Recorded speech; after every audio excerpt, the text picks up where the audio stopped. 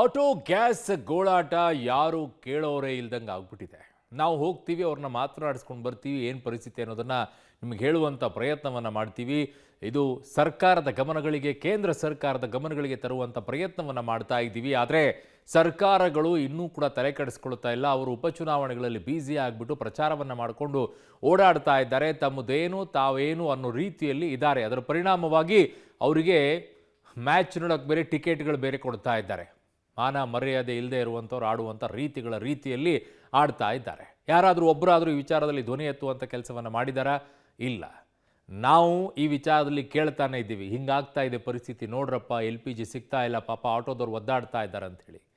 ಯಾವ ರೀತಿಯಾಗಿ ಈಗ ಜಿಲ್ಲೆಗಳಲ್ಲಿ ಪರಿಸ್ಥಿತಿಯನ್ನು ಅನುಭವಿಸ್ತಾ ಇದ್ದಾರೆ ಆಟೋ ಓಡಿಸೋರು, ಅವರ ಬದುಕು ಯಾವ ರೀತಿಯಾಗಿ ದುಸ್ತರವಾಗ್ತಾ ಇದೆ ಅನ್ನುವಂಥದ್ರ ಒಂದು ರಿಪೋರ್ಟನ್ನು ರೆಡಿ ಮಾಡಿದ್ದೀವಿ.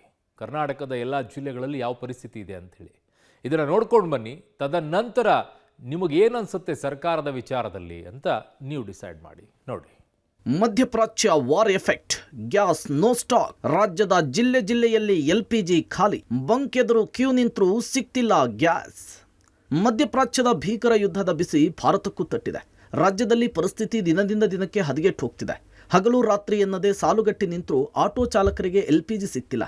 ಶಿವಮೊಗ್ಗ, ರಾಮನಗರದಲ್ಲಿ ಆಟೋ ಚಾಲಕರು ಕ್ಯೂ ಹಚ್ಚಿದ್ರೆ ಬೀದರ್, ರಾಯಚೂರಿನಲ್ಲಿ ಸಿಲಿಂಡರ್ ಸಿಗ್ತಿಲ್ಲ. ಇನ್ನು ಮಂಗಳೂರಿನಲ್ಲಿ ಡೀಸೆಲ್ ಸಿಗದೆ ಮೀನುಗಾರಿಕೆಗೂ ಕೊಕ್ಕೆ ಬಿದ್ದಂತಾಗಿದೆ. ರಾಮನಗರದಲ್ಲಿ ಆಟೋ ಗ್ಯಾಸ್ ಪರದಾಟ ತೀವ್ರವಾಗಿದೆ. 2 ದಿನಗಳಿಂದ ಆಟೋ ಗ್ಯಾಸ್ ಸಿಗದೆ ಪರದಾಡಿದ ಆಟೋ ಚಾಲಕರು ಇವತ್ತು ಸ್ಟಾಕ್ ಬಂದ ಕೂಡಲೇ ಬಂಕ್ ಮುಂದೆ ಜಮಾಯಿಸಿದ್ರು. ರಾಮನಗರದ ಖಾಸಗಿ ಗ್ಯಾಸ್ ಬಂಕ್ ಎದುರು ಕಿಲೋಮೀಟರ್ ಗಟ್ಟಲೆ ಉದ್ದಕ್ಕೂ ಕ್ಯೂ ನಿಂತರು. ಗ್ಯಾಸ್ ತುಂಬಿಸಿಕೊಳ್ಳುವುದಕ್ಕೆ ಬೆಳಗ್ಗೆ 5 ಗಂಟೆಯಿಂದಲೂ ಸಾಲುಗಟ್ಟಿ ನಿಂತಿದ್ರು. ಗ್ಯಾಸ್ ಖಾಲಿ ಆಗುವ ಆತಂಕದಿಂದ ಆಟೋ ಚಾಲಕರು ಫುಲ್ ಟ್ಯಾಂಕ್ ಮಾಡಿಸ್ತಿದ್ದಾರೆ. ಪಕ್ಕದ ಕನಕಪುರ, ಚನ್ನಪಟ್ಟಣದಿಂದಲೂ ಕೂಡ ನೂರಾರು ಆಟೋ ಚಾಲಕರು ಬಂದು ಗ್ಯಾಸ್ ರೀಫಿಲ್ ಮಾಡಿಸ್ಕೊಂಡಿದ್ದಾರೆ. ರಾಮನಗರದಲ್ಲೂ ಕೂಡ ದೃಶ್ಯಗಳಲ್ಲಿ ನೋಡ್ತಾ ಇರ್ಬೋದು.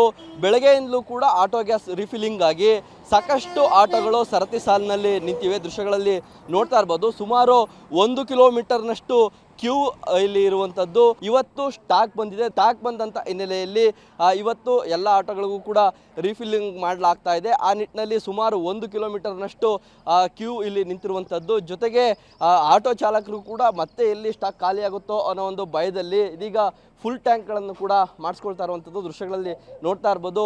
ಸದ್ಯ ಆಟೋ ಚಾಲಕರಿದ್ದಾರೆ, ಮಾತನಾಡಿಸ್ತೀನಿ.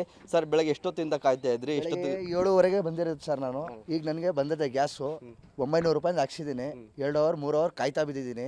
ಭಾಳ ಗ್ಯಾಸಿಗೆ ಕಷ್ಟ ಆಗ್ತಾ ಇದೆ. ಗ್ಯಾಸ್ ಆಗ್ತಾ ಇರೋದು ಬಂಡವಾಳ ಎತ್ತಕ್ಕೆ ಭಾಳ ಕಷ್ಟ ಆಗ್ತಾ ಇದೆ. ಮಿನಿಮಮ್ 40 ರೂಪಾಯಿನೂ ಕೊಡ್ತಾ ಇಲ್ಲ ಪ್ಯಾಸೆಂಜರ್ಗಳು. ಸರ್, ಯಾವ ಥರ ಪರಿಸ್ಥಿತಿ ಇದೆ? ಕಳೆದ 2 ದಿನದಿಂದ ಸ್ಟಾಕ್ ಇರಲಿಲ್ಲ, ಇವತ್ತು ಸ್ಟಾಕ್ ಬಂದಿದೆ. ತುಂಬ ಪರಿಸ್ಥಿತಿ ಇದೆ ಸರ್. ಮನೆಯಿಂದ ಸಂಪಾದನೆ ಮಾಡೋದು, ಜೀವನ ಮಾಡೋದು ತುಂಬ ಕಷ್ಟ ಆಗಿದೆ. ನಾನು 2 ದಿನ ಸರ್ಕಾರವಾಗಿ ಅಪೀಲ್ ಮಾಡ್ತೀನಿ, ನಮಗೆ ಏನು ಬೇಡ, ನಮ್ಮ ಆಟೋವ್ರದ್ದು ಏನು ಪ್ರಾಬ್ಲಮ್ ಇದೆ ಸಾಲ್ವ್ ಮಾಡಿಕೊಡಿ. ನಮಗೆ ಗ್ಯಾಸ್ ಭಾಳ ಕಷ್ಟ ಇದೆ. ಸರ್, ಎಷ್ಟು ದಿನದಿಂದ ಸ್ಟಾಕ್ ಇರಲಿಲ್ಲ? ಎಷ್ಟೊತ್ತಿಂದ ಕಾಯ್ತಾ ಇದ್ರಿ ಬೆಳಗ್ಗೆಯಿಂದ? ನಾವು ಬೆಳಗ್ಗೆ 6 ಗಂಟೆಗೆ ಬಂದವರು, ಇವಾಗ ಹೋಗಿ ಗ್ಯಾಸ್ ಹಾಕಿಸ್ತಾ ಇದ್ವಿ. ಕನಕಪುರದಿಂದ ಬಂದಿರೋದು ನಾವು. ಅಲ್ಲೂ ಸ್ಟಾಕ್ ಇಲ್ವಾ? ಅಲ್ಲೂ ಇಲ್ಲ. ಅಲ್ಲಿ 2 ಬಂಕ್ ಆಯಿತು. 2 ಬಂಕಲ್ಲೂ 15 ದಿನ ಆಯಿತು ಸ್ಟಾಕ್ ಇಲ್ದೇನೆ. ಇವಾಗ ಇಲ್ಲಿಗೆ ಬಂದಿದ್ದೀವಿ. ಇಲ್ಲಿಂದ ಬೆಳಗ್ಗೆ 6 ಗಂಟೆಯಿಂದ ಅಲ್ಲಿ ನಿಂತಿದ್ದೀವಿ ಅಣ್ಣ. ಶಿವಮೊಗ್ಗ ಜಿಲ್ಲೆಯಲ್ಲಿ ಆಟೋ LPG ಅಭಾವ ತೀವ್ರಗೊಂಡಿದೆ. ಕಳೆದ ಕೆಲ ದಿನಗಳಿಂದ ನಗರದಾದ್ಯಂತ ಆಟೋ ಗ್ಯಾಸ್ ಸಮಸ್ಯೆ ಬಿಗಡಾಯಿಸಿದ್ದು ಆಟೋ ಚಾಲಕರು ಮತ್ತಷ್ಟು ಸಂಕಷ್ಟಕ್ಕೆ ಸಿಲುಕಿದ್ದಾರೆ. ಶಿವಮೊಗ್ಗ ನಗರ ವ್ಯಾಪ್ತಿಯ ಮತ್ತಷ್ಟು ಬಂಕುಗಳಲ್ಲಿ ಗ್ಯಾಸ್ ಖಾಲಿಯಾಗಿದ್ದು ಲಭ್ಯವಿರುವ ಬಂಕುಗಳಿಗೆ ಆಟೋ ಚಾಲಕರು ಮುಗಿಬಿದ್ದಿದ್ದಾರೆ. ಒಂದೊಂದು ಬಂಕ್ನಲ್ಲಿ ಒಂದೊಂದು ರೇಟ್ ಫಿಕ್ಸ್ ಆಗಿದ್ದು ಹೆಚ್ಚಿನ ಬಾಡಿಗೆ ಕೇಳಿದರೆ ಜನ ಗಲಾಟೆ ಮಾಡ್ತಾರೆ. ನಮ್ಮ ಕಷ್ಟವನ್ನು ಅರ್ಥ ಮಾಡ್ಕೊಳ್ಳಿ ಅಂಥೇಳಿ ಮನವಿ ಮಾಡ್ಕೊಳ್ತಿದ್ದಾರೆ. ನಾನೀಗ ಶಿವಮೊಗ್ಗದ ರೈಲ್ವೆ ಸ್ಟೇಷನ್ ಬಳಿರುವಂಥ ಒಂದು ಪೆಟ್ರೋಲ್ ಬಂಕ್ನಲ್ಲಿದ್ದೇನೆ. ನೀವು ಕೂಡ ಗಮನಿಸ್ಬೋದು, ಒಂದು ಕಡೆ ಕಳೆದ 2 ದಿನಗಳಿಂದ ಶಿವಮೊಗ್ಗ ನಗರದಲ್ಲಿರುವಂಥ 7 ಬಂಕ್ಗಳ ಪೈಕಿ 3ರಲ್ಲಿ ಸಂಪೂರ್ಣವಾಗಿ ಕ್ಲೋಸ್ ಆಗಿತ್ತು. ಇದೀಗ ಮತ್ತೊಂದು ಬಂಕ್ನಲ್ಲಿ ಏನು ಸ್ಟಾಕ್ ಬಂದಿತ್ತು, 3 ದಿನಗಳ ಬಳಿಕ ಬಂಕ್ ಓಪನ್ ಆಗಿದೆ.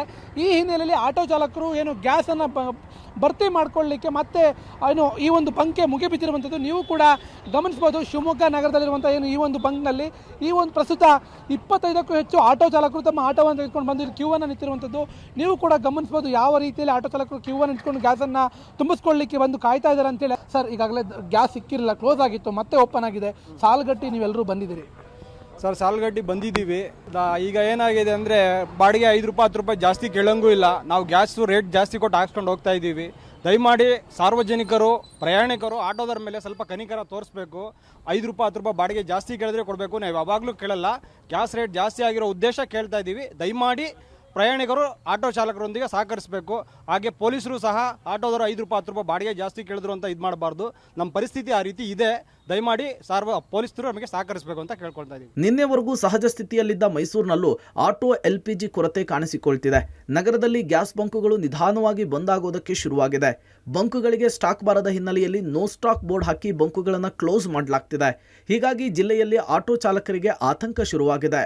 ನೀವೀಗ ಗಮನಿಸ್ತಾ ಇರುವಂತಹದ್ದು ಮೈಸೂರಿನ ನಂಜನಮಳಿಗೆ ಸರ್ಕಲ್ನ ಬಳಿಯಲ್ಲೇ ಇರುವಂತಹ LPG ಆಟೋ ಗ್ಯಾಸ್ನ ಬಂಕ್ ಬಂದಾಗಿರುವಂಥದ್ದು. ನೋ ಸ್ಟಾಕ್ನ ಬೋರ್ಡನ್ನು ಹಾಕಿ ಇಡೀ ಒಂದು ಬಂಕನ್ನು ಬಂದ್ ಮಾಡಲಾಗಿದೆ. ನಿನ್ನೆ ಈ ಒಂದು ಸ್ಟೇಷನ್ನ ಭಾಗದಲ್ಲಿ ಒಟ್ಟು 1.5-2 ಕಿಲೋಮೀಟರ್ ಉದ್ದಕ್ಕೆ ಆಟೋಗಳು ನಿಂತಿದ್ವು ಗ್ಯಾಸ್ನ ಫಿಲ್ ಮಾಡೋದಕ್ಕೆ. ಇವತ್ತು ಸಂಪೂರ್ಣವಾಗಿ ಇಡೀ ಬಂಕನ್ನು ಬಂದ್ ಮಾಡಲಾಗಿದೆ. ಅಂದರೆ ಸ್ಟಾಕ್ ಇಲ್ಲ ಅನ್ನುವಂತಹ ಕಾರಣಕ್ಕೋಸ್ಕರವಾಗಿ ಅವರು ಈಗಾಗಲೇ ಅಲ್ಲಿ ಬೋರ್ಡುಗಳನ್ನು ಕೂಡ ಹಾಕಿದ್ದಾರೆ. ನೋ ಸ್ಟಾಕ್ನ ಬೋರ್ಡನ್ನು ಹಾಕಿದ್ದಾರೆ.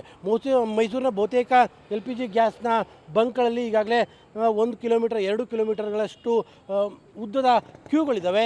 ಇಂಥದ್ರ ನಡುವೆ ಈಗ ನಿಧಾನವಾಗಿ ಬಂಕ್ಗಳೇ ಬಂದ್ ಆಗುವ ಹಂತಕ್ಕೆ ಬರ್ತಾ ಇದೆ. ಅಲ್ಲಿಗೆ ಬಂಕ್ಗಳಿಗೆ ಸಪ್ಲೈ ಸಂಪೂರ್ಣವಾಗಿ ನಿಂತಿರುವಂಥದ್ದನ್ನು ಕೂಡ ಸ್ಪಷ್ಟವಾಗಿ ನಮಗೀಗ ಗೊತ್ತಾಗ್ತಾ ಇದೆ. ಯಾಕಂದರೆ ಸ್ಟಾಕ್ಗಳೇ ಇಲ್ಲ ಅನ್ನುವಂಥದ್ದು ಸ್ಪಷ್ಟವಾದ ಮೇಲೆ ಅಲ್ಲಿಗೆ ಮೈಸೂರಿನಲ್ಲೂ ಕೂಡ ಆಟೋ ಚಾಲಕರ ಒಂದು ಪರಿಸ್ಥಿತಿ ನಿಧಾನವಾಗಿ ಬಿಗಡಾಯಿಸುವ ಹಂತಕ್ಕೆ ಬಂದಂತೆ ಕಾಣ್ತಾ ಇದೆ. ಮೈಸೂರಿನ ಬಹುತೇಕ LPG ಆಟೋ ಗ್ಯಾಸ್ ಬಂಕ್ಗಳ ಮುಂದೆ 2 ಕಿಲೋಮೀಟರ್ಗಳಷ್ಟೇ ಆಟೋಗಳು ನಿಂತಿರುವಂಥದ್ದು. ಆಟೋಗಳಿಗೆ ಗ್ಯಾಸನ್ನು ಫಿಲ್ ಮಾಡಿಸ್ಕೊಳ್ಳೋದಕ್ಕೆ ಹೆಚ್ಚು ಕಡಿಮೆ 2 ತಾಸು 3 ತಾಸು ಆಗ್ತಾ ಇದೆ. ಇಂತಹ ಸಂದರ್ಭದಲ್ಲಿ ಈಗ ಭಾಳಷ್ಟು ಬಂಕ್ಗಳು ಈ ರೀತಿಯಾಗಿ ನೋ ಸ್ಟಾಕ್ನ ಹಿನ್ನೆಲೆಯಲ್ಲಿ ಬಂದ್ ಆಗ್ತಾ ಇರುವಂತಹದ್ದು ನಿಜಕ್ಕೂ ಕೂಡ ಭವಿಷ್ಯದ ಪರಿಣಾಮಗಳ ಬಗ್ಗೆ ಆತಂಕವನ್ನ ಉಂಟು ಮಾಡ್ತಾ ಇದೆ. ಕರಾವಳಿಯಲ್ಲಿ ಮೀನುಗಾರಿಕೆಗೂ ಕೊಕ್ಕೆ, ಬೋಟ್ಗೆ ಡೀಸೆಲ್ ಸಿಗದೆ ಪರದಾಟ. ಮಧ್ಯಪ್ರಾಚ್ಯ ಯುದ್ಧದ ಹಿನ್ನೆಲೆಯಲ್ಲಿ ಮೀನುಗಾರಿಕೆಗೆ LPG ಸಮಸ್ಯೆಯನ್ನು ತಂದಿಟ್ಟಿದೆ. ಇದೀಗ ಡೀಸೆಲ್ ಅಭಾವದ ಬಿಸಿ ತಟ್ಟಿದೆ. ಮೀನುಗಾರಿಕೆಗೆ ತೆರಳುವ ಬೋಟ್ಗಳಿಗೆ ಕರ್ನಾಟಕ ಮೀನುಗಾರಿಕಾ ಅಭಿವೃದ್ಧಿ ನಿಗಮದ ಡೀಸೆಲ್ ಬಂಕುಗಳಲ್ಲಿ ಸಬ್ಸಿಡಿ ಡೀಸೆಲ್ ನೀಡ್ತಿತ್ತು. ಆದರೆ ತೈಲ ಅಭಾವದ ಹಿನ್ನೆಲೆಯಲ್ಲಿ ಮೀನುಗಾರಿಕಾ ಬಂದರ್ನಲ್ಲಿ ನಿಗಮದ ಬಂಕ್ ಬಂದ್ ಮಾಡಲಾಗಿದೆ. ಆಳ ಸಮುದ್ರಕ್ಕೆ ಮೀನುಗಾರಿಕೆಗೆ ತೆರಳುವ 100 ಬೋಟುಗಳು ಡೀಸೆಲ್ ಇಲ್ಲದೆ ಇದೀಗ ದಡ ಸೇರಿವೆ. ನಾವೀಗ ಮಂಗಳೂರಿನ ಬಂದರ್ನಲ್ಲಿರುವಂಥದ್ದು, ಮೀನುಗಾರಿಕಾ ಬಂದರ್ನಲ್ಲಿ ಇಲ್ಲಿರುವಂಥ ಈ ಡೀಸೆಲ್ ಪಂಪ್ ಏನಿದೆ ಇದನ್ನು ನೀವು ಗಮನಿಸಿದ್ರೆ ಇದು ಮೀನುಗಾರಿಕಾ ಅಭಿವೃದ್ಧಿ ನಿಗಮದ ವತಿಯಿಂದ ನಡೆಯುವಂಥ ಒಂದು ಇದು ಪೆಟ್ರೋಲ್ ಬಂಕ್ ಡೀಸೆಲ್ ಬಂಕ್ ಇದು. ಇದರಲ್ಲಿ ಸಬ್ಸಿಡಿಯಲ್ಲಿ ಡೀಸೆಲನ್ನು ಕೊಡಲಾಗ್ತಾ ಇತ್ತು. ಎಲ್ಲ ಸುಮಾರೊಂದು 130 ಬೋಟುಗಳೇನಿದೆ ಮಂಗಳೂರು ಬಂದರ್ನಲ್ಲಿ, ಆ 130 ಬೋಟುಗಳಿಗೂ ಸಬ್ಸಿಡಿಯಲ್ಲಿ ಕಡಿಮೆ ದರದಲ್ಲಿ ಡೀಸೆಲನ್ನು ಮೀನುಗಾರಿಕಾ ಅಭಿವೃದ್ಧಿ ನಿಗಮ ಕೊಡ್ತಾ ಇತ್ತು. ಆದರೆ ಕಳೆದ ಕೆಲವು ದಿನಗಳಿಂದ ಈ ಒಂದು ಡೀಸೆಲನ್ನು ಕೊಡುವುದನ್ನು ನಿಗಮ ನಿಲ್ಲಿಸಿರುವಂಥದ್ದು. ಹಾಗಾಗಿ ಸಬ್ಸಿಡಿಯಲ್ಲಿ ಸಿಗುವಂಥ ಡೀಸೆಲ್ ಏನಿತ್ತು ಅದರಿಂದ ಮೀನುಗಾರರಿಗೆ ಭಾಳಷ್ಟು ಸಹಕಾರಿಯಾಗ್ತಾ ಇತ್ತು. ಆದರೆ ಈಗ ಹೊರಗಿನಿಂದ ತಂದು ಬೋಟನ್ನು ಚಲಾಯಿಸಲಿಕ್ಕೆ ಕಷ್ಟ ಸಾಧ್ಯ ಆಗುತ್ತೆ. ಹಾಗಾಗಿ ಎಲ್ಲ ಬೋಟ್ಗಳು ಈಗ ದಡ ಸೇರಿರುವಂಥದ್ದು. ಮೀನುಗಾರಿಕೆಗೆ ತೆರಳದೆ ಮಂಗಳೂರಿನ ಮೀನುಗಾರಿಕಾ ಬಂದರ್ನಲ್ಲೇ ಲಂಗರ್ ಹಾಕಿರುವಂಥದ್ದನ್ನು ನೀವು ಗಮನಿಸ್ಬೋದು. ಅಂದರೆ ಹೊರಗಿನಿಂದ ಮಾಮೂಲಿ ರೇಟಿಗೆ ಕೊಟ್ಟು ಡೀಸೆಲನ್ನು ತಂದು ಬೋಟನ್ನು ನಡೆಸ್ಕೊಳ್ಳಿಕ್ಕೆ ಸಾಧ್ಯ ಆಗೋದಿಲ್ಲ, ಅದು ಕಷ್ಟ ಆಗುತ್ತೆ. ಹಾಗಾಗಿ ಸಬ್ಸಿಡಿಯಲ್ಲಿ ಸಿಗ್ತಾ ಇರುವಂಥ ಬೋಟ್ಗಳಿಗೆ ಸಿಗ್ತಾ ಇರುವಂಥ ಡೀಸೆಲ್ಗಳೇನಿತ್ತು ಆ ಡೀಸೆಲ್ನಲ್ಲಿ ಆರಾಮವಾಗಿ ಹೋಗಿ ಬರಲಿಕ್ಕೆ ಸಾಧ್ಯ ಆಗ್ತಾ ಇತ್ತು. ಆದರೆ ಈಗ ಸಬ್ಸಿಡಿಯ ಡೀಸೆಲ್ ನಿಂತಿರೋದ್ರಿಂದ ಸದ್ಯದ ಮಟ್ಟಿಗೆ ಎಲ್ಲ ಬೋಟ್ಗಳು ಲಂಗರ್ ಹಾಕಿರುವಂಥದ್ದು. ಒಟ್ನಲ್ಲಿ ಕರ್ನಾಟಕದಲ್ಲಿ ಒಂದಿಲ್ಲೊಂದು ರೀತಿ ಸಮಸ್ಯೆಗಳು ಕಾಣಿಸ್ಕೊಳ್ತಾ ಇದೆ. ಒಂದು ಕಡೆ ಸಿಲಿಂಡರ್ ಸಿಗ್ತಿಲ್ಲ, ಮತ್ತೊಂದು ಕಡೆ ಆಟೋ ಗ್ಯಾಸ್ ಸಿಗ್ತಿಲ್ಲ. ಸದ್ಯದ ಪರಿಸ್ಥಿತಿ ತೀವ್ರ ದುಸ್ತರವಾಗಿದೆ. Bureau report, public TV.